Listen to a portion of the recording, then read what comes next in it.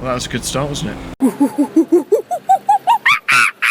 Welcome back, everyone. Another video, another Comet S2. This time we're looking at the Cabrio. This was recently available still via the salvage yard, and you could actually claim it as your own. We've been through the S2 hardtop, and there was a lot of options. So bumper wise, you get the same sort of things. You can do the retro Comet. You can get the intercooler, low drag being that endurance bumper. You can get the vents, you can get the carbon, or you can get those lights. So I've currently got mine stock. I could actually black it out if I wanted to get rid of those vents, make it more simple. I kind of like the vents though. I'm trying to keep it a classy car. So rear wise, same thing. You can get rid of the grille. Whatever you desire. You can Technology and budget permitting. Exposed.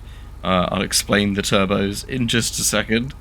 Yeah, you can take the grille off, remove the bumper, entire bumper, primary, secondary diffuser, smooth it out. It's the same thing as the S2 with the vents, etc. Now, why have I got a set of twin turbos under my bumpers lurking there? Well, reason being is because when you get the stock bumper, your grille is not see-through, so no one can actually see the turbos.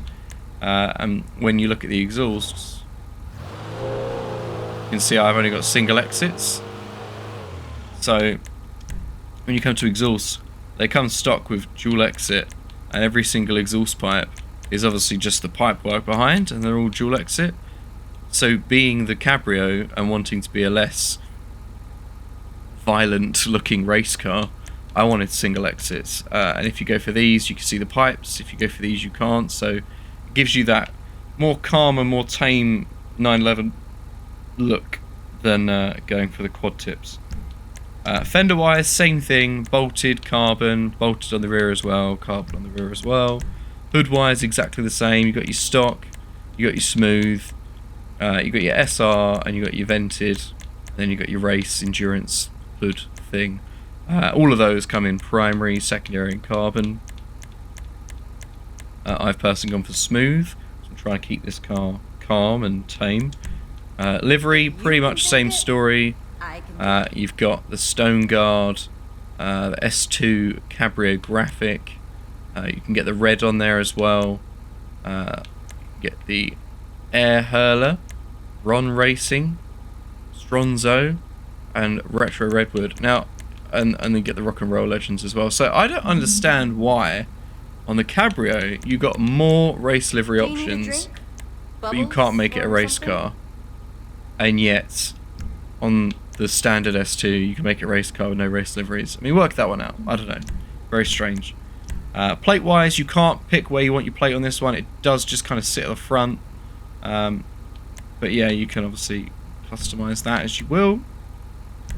Respray, your primary is going to be everything on the car. Your secondary is going to be your wing mirrors.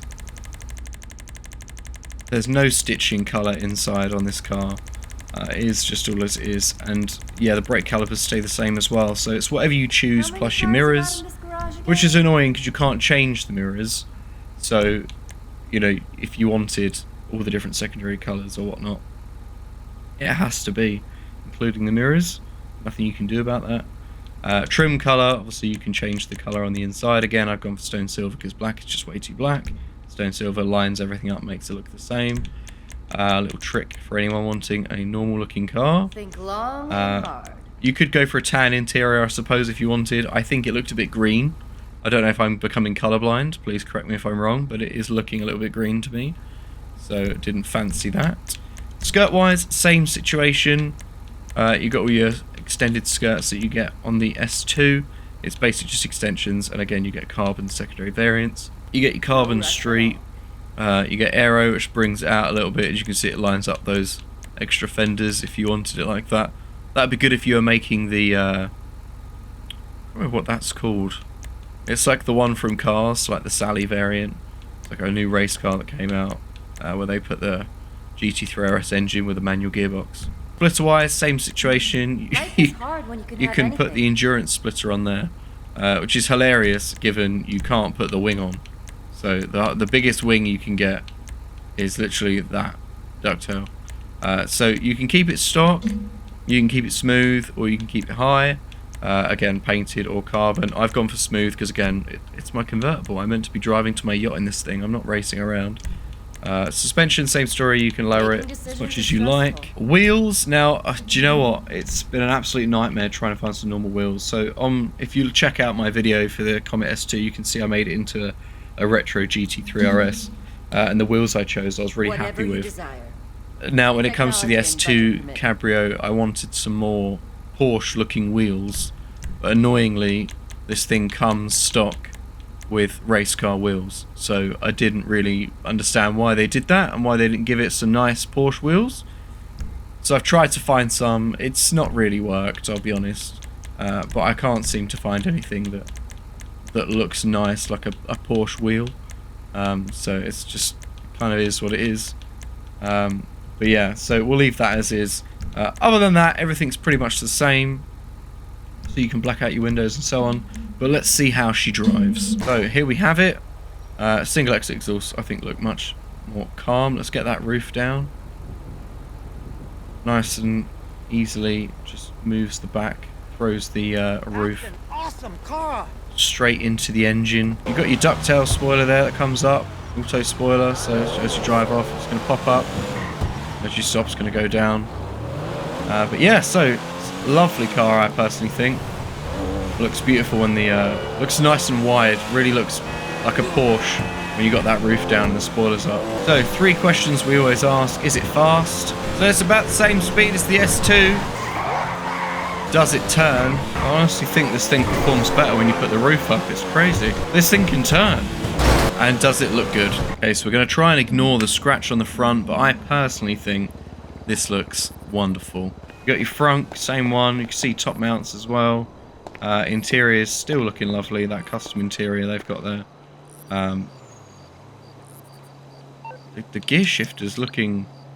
I've never noticed this. That's quite large, isn't it? So yeah, interior is very nice indeed. You got your speakers with the Pfister logo. Look, windows up and down. The quality of this interior is just next to none. You got your tyres. You've got 211 miles on the range. I mean, I don't even think a Porsche could do that. And I've already got 21,000 miles on this. Crikey, I thought it was new. Yeah, so what can I really say about this? I mean, it's a lovely car. Nothing more to really say. If I put the roof up, nice swift movement. Roof just comes straight out, and then the hatch goes down. And you do get a small glimpse at the engine when you do that. Nice. There you have it. That's the S2 Cabrio. If you guys managed to get this from the salvage yard, well done. Claim it as your own, and you can have it for free. Other than that, catch you guys in the next one. Bye bye for now.